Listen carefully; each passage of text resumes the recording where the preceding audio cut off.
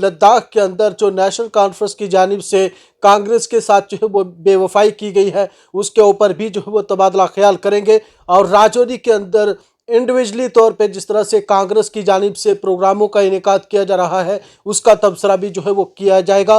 देखिए, पूरे देश में माहौल बहुत लोगों में गुस्सा था।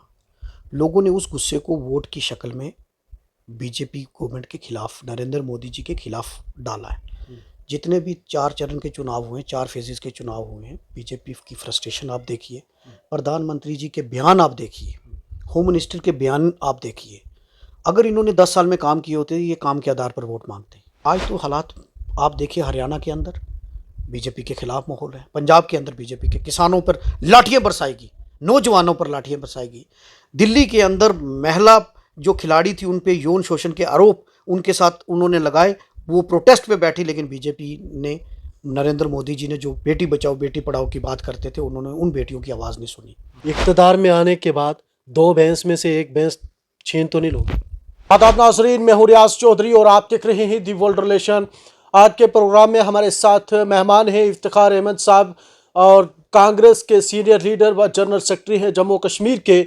और बात करेंगे जो जम्मू कश्मीर में नेशनल कॉन्फ्रेंस और कांग्रेस के बीच इतिहाद चल रहा है, तो कहीं ना कहीं लद्दाख के अंदर जो नेशनल कॉन्फ्रेंस की जानिब से कांग्रेस के साथ जो है वो बेवफाई की गई है, उसके ऊपर भी जो है वो तबादला ख्याल करेंगे। और राजौरी के अंदर इंडिविजुअली तौर पे जिस तरह से कांग्रेस की जानिब से प्रोग्रामों का इनेकाद किया जा रहा है, उसका तबसरा भी जो है वो किया जाएगा और आपको जो है वो तस्वीरें भी बताई जाएंगी।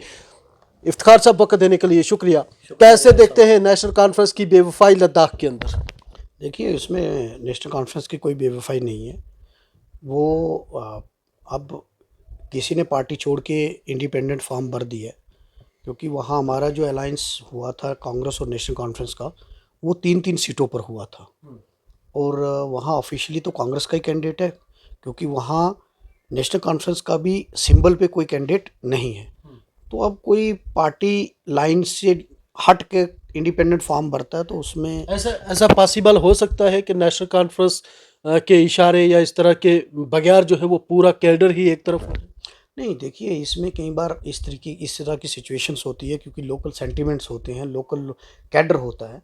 तो ये चीज़ नहीं हम कह सकते, क्योंकि उसमें फारूक साहब ने भी कहा है, उमर साहब ने भी कहा है, और हमारा कैडर बाकी जगहों पर भी, हमारे प्रेसिडेंट अभी रिसेंटली वकार रसूल वानी साहब बारामूला में थे।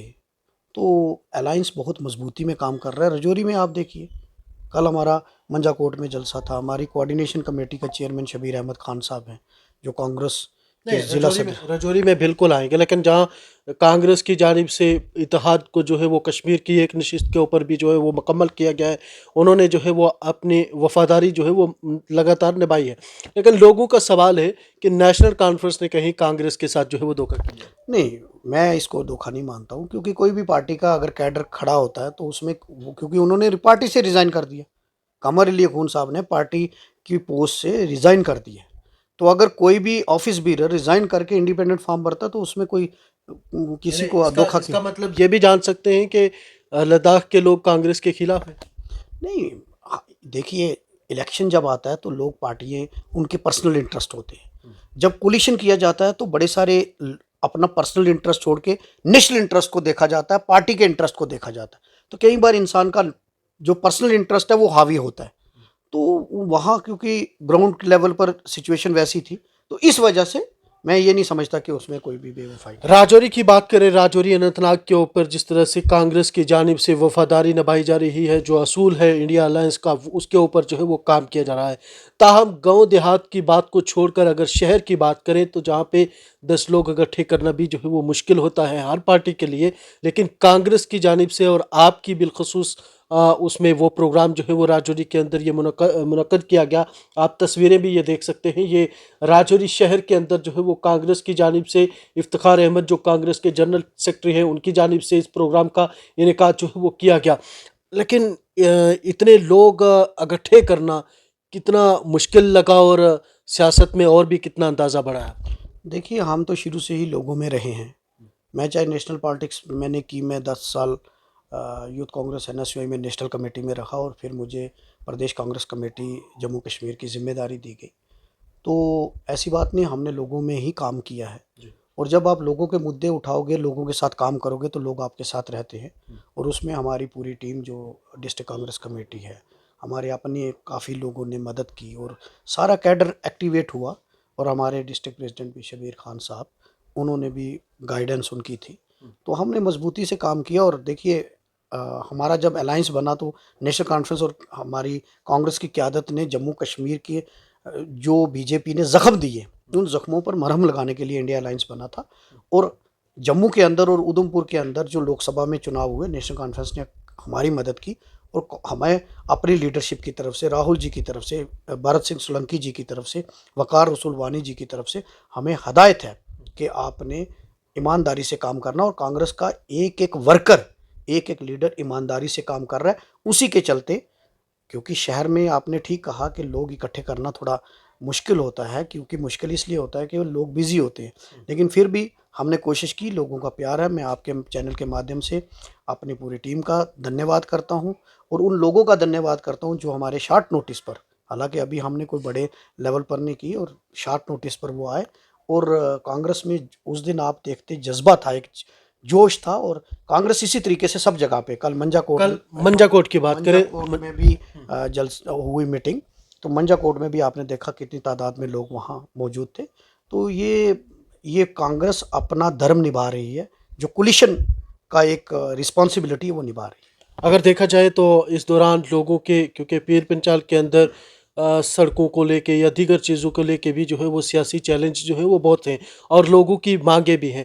और आपके जो अलायंस है और अलायंस पार्टनर का ही जो है वो कैंडिडेट है, तो लोगों के बीच में आप किस तरह की यकीन दहानी करवाए जा रहे हैं? क्योंकि लोगों के डेवलपमेंट को लेके काफ़ी मुद्दे रहते हैं और आपसे भी सवाल आते रहते हैं। देखिए, एक बात है, क्योंकि हमारा इंडिया अलायंस का अपना एक मैनिफेस्टो है। हमने उस मैनिफेस्टो में हम बात करते हैं कि अगर हमारी सरकार इंडिया अलायंस जिस दिन बनेगी, हम 30 लाख हर साल रोज़गार देंगे। 1 लाख रुपया जो महिलाएं हैं उनको हर साल 1 लाख रुपया उनको हम उनके अकाउंट में डालेंगे।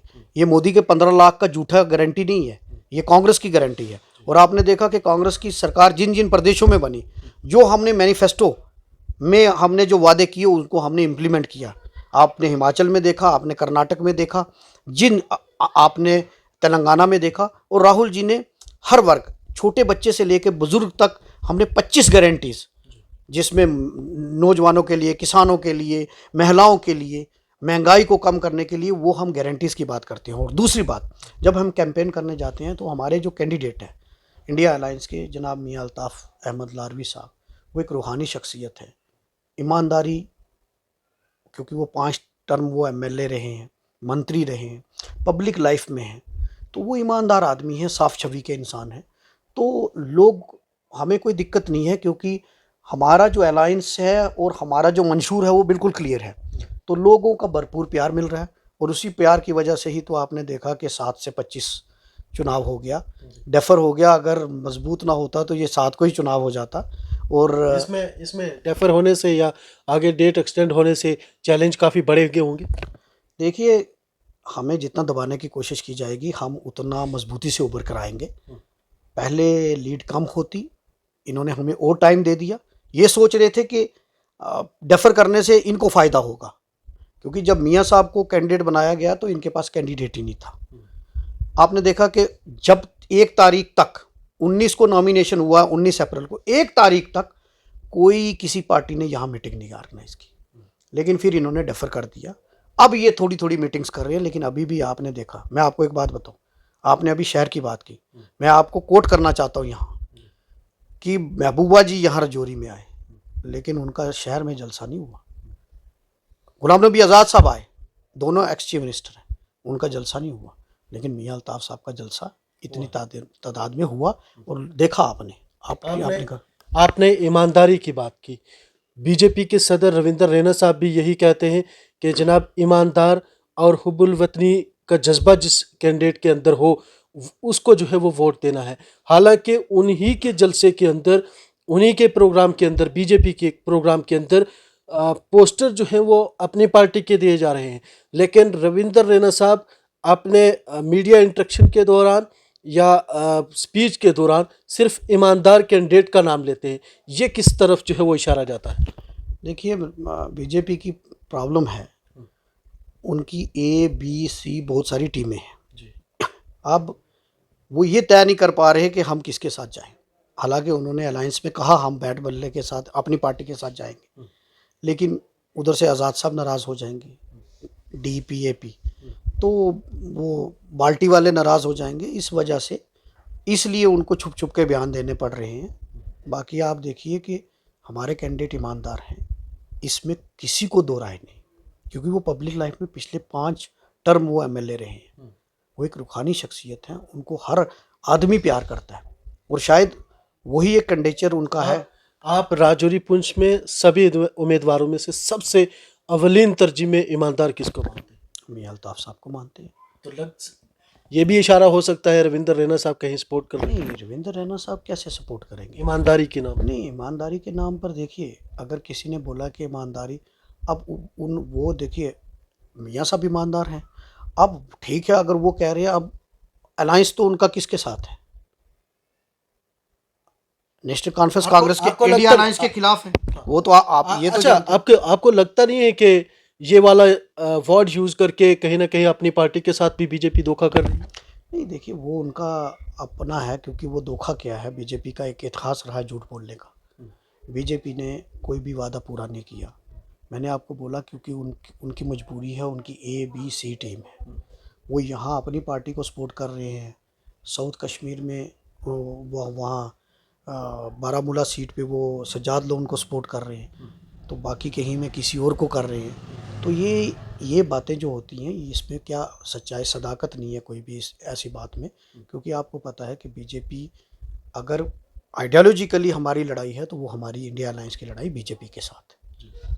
अगर रियासत को डिग्रेड करने की लड़ाई, अगर हम उसको रियासत का दर्जा बहाल करने के लिए, यहाँ का स्पेशल स्टेटस के लिए जो हम लड़ाई लड़ रहे हैं, वो बीजेपी के खिलाफ है, तो बीजेपी हमारा क्यों सपोर्ट करेगी? हिंदुस्तान में देखा जाए तो मुकाबला जो है वो काफ़ी इंडिया अलायंस के साथ साथ एनडीए का जो है वो चल रहा है।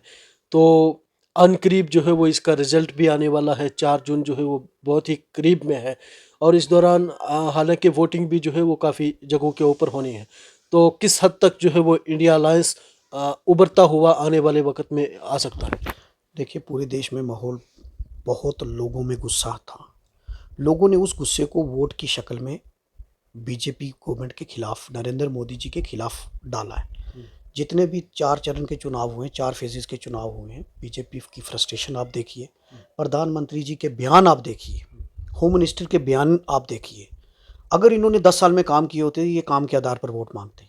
आज भी इनका वही घिसे पिटे काम है, आज भी ये हिंदू मुसलमान करते हैं। आपको क्या लगता है, जो बार बार मुसलमानों का नाम लेके इस तरह से प्राइम मिनिस्टर जो हैं वो नाम लेते हैं, तो क्या ये बौखलाहट का शिकार है? नहीं, बौखलाहट सामने दिख रही है। प्राइम मिनिस्टर ने अगर 10 साल काम किए, तो वो अपने काम गिनवाते। वो फ्रस्ट्रेशन पे क्यों, जब वो कहते हैं सबका साथ, सबका विकास, सबका विश्वास, तो मैं उनसे पूछना चाहता हूँ, फिर वो एक किसी विशेष वर्ग का नाम क्यों लेते हैं? पहली बात। दूसरी बात ये है कि आप देखिए, बीजेपी जब मैक्सिमम 10 स्टेटें ऐसी थी जहां बीजेपी ने 100% सीट ली, जैसे राजस्थान में 25 की 25, 26 की 26 गुजरात में, इस तरीके से बीजेपी ने 10 स्टेटें ऐसी, फिर भी 303 पे। आज तो हालात आप देखिए, हरियाणा के अंदर बीजेपी के खिलाफ माहौल है, पंजाब के अंदर बीजेपी के किसानों पर लाठियां बरसाएगी, नौजवानों पर लाठियां बरसाएगी, दिल्ली के अंदर महिला जो खिलाड़ी थी उन पे यौन शोषण के आरोप उनके साथ उन्होंने लगाए, वो प्रोटेस्ट पे बैठी, लेकिन बीजेपी ने, नरेंद्र मोदी जी ने जो बेटी बचाओ बेटी पढ़ाओ की बात करते थे, उन्होंने उन बेटियों की आवाज़ नहीं सुनी। उन्होंने किसानों की बात नहीं की। महंगाई जो 400 रुपये का सिलेंडर 1000 पास कर गया, पेट्रोल के दाम, मतलब आप किस फ्रंट पे, अगर इन्होंने कोई, सिर्फ इन्होंने अंबानी और अडानी, और लास्ट में आपने देखा कि उनके खिलाफ भी बोल के उन्होंने कहा भर भर के हम वो पैसे राहुल जी को देते हैं, तो मतलब इनको पता है कि वो पैसे किसको, 10 साल ये लेकर घूमते रहे, और आज जब इनको लग रहा है कि हाथ से सारी चीज़ें निकल रही हैं, मैं आपको बड़े कॉन्फिडेंस के साथ ये बात कहूँगा कि बीजेपी और नरेंद्र मोदी ये 2024 का चुनाव नहीं जीतेंगे। इक़्तिदार में आखिर में लूँगा, इक़्तिदार में आने के बाद 2 भैंस में से 1 भैंस छीन तो नहीं लोगे? 2 भैंस से 1 भैंस, जैसे कि बीजेपी का कहना है। बीजेपी क्या है उनका? बीजेपी का ये कहना है कि कांग्रेस अगर इत्तेहाद में आएगी या इक़्तिदार में आएगी तो उनका ये कहना है कि अगर किसी के पास 2 भैंस हैं तो एक भैंस जो है वो छिन जाएगी, वो कांग्रेस छीन लेगी। देखिए 70 साल में कांग्रेस ने शासन किया है। कांग्रेस वो पार्टी है जिसने देश को आज़ाद कराया। कांग्रेस वो पार्टी है जिसके प्राइम मिनिस्टर ने शहादत दी, नेताओं ने शहादत दी, इंदिरा गांधी जी ने शहादत दी, राजीव जी ने शहादत दी। कांग्रेस वो पार्टी है जिसने इस देश को मजबूत किया। कांग्रेस वो पार्टी है जिसने मनरेगा जैसी स्कीम लाकर 20 करोड़ लोगों को बीपीएल से एपीएल में गरीबी रेखा से ऊपर उठाया।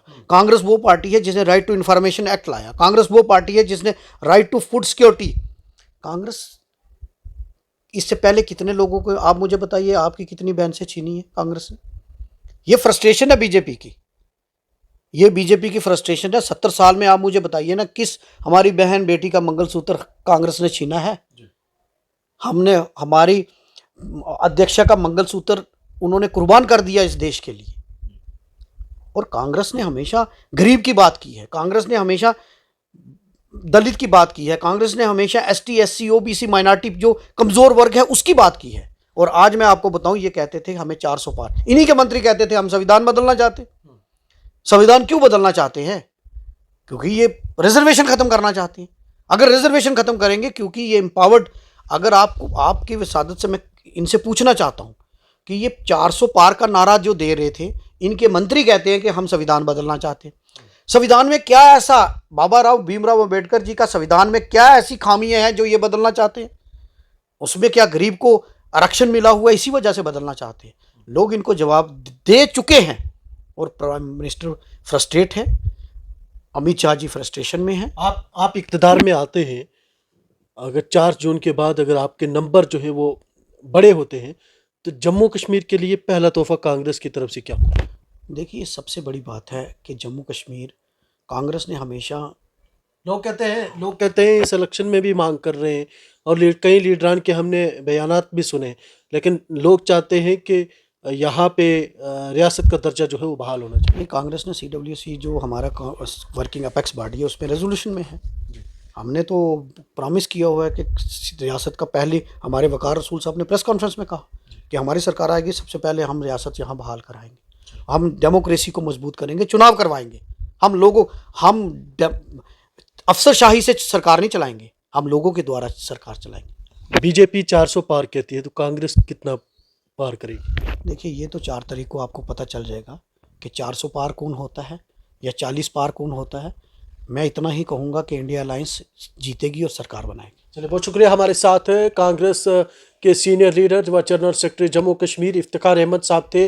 जो जम्मू कश्मीर के राजौरी अनंतनाग के ऊपर भी जो है वो बात हुई, लेकिन कांग्रेस नेशनल कॉन्फ्रेंस की जानिब से जो उनके लीडरान थे जिन्होंने इस्तीफ़ा भी दिया, हालांकि कांग्रेस जो है वो उसके ऊपर बाज़ाब्ता तौर पे बोलने के लिए राज़ी नहीं है, लेकिन कहीं ना कहीं नेशनल कॉन्फ्रेंस के लोगों ने बेवफाई जो है वो लद्दाख के अंदर कांग्रेस के साथ जो है वो की है। ताहम आज भी वफादारी जो है वो राजौरी अनंतनाग पे कांग्रेस के लीडरान बखूबी जो है वो निभा रहे हैं।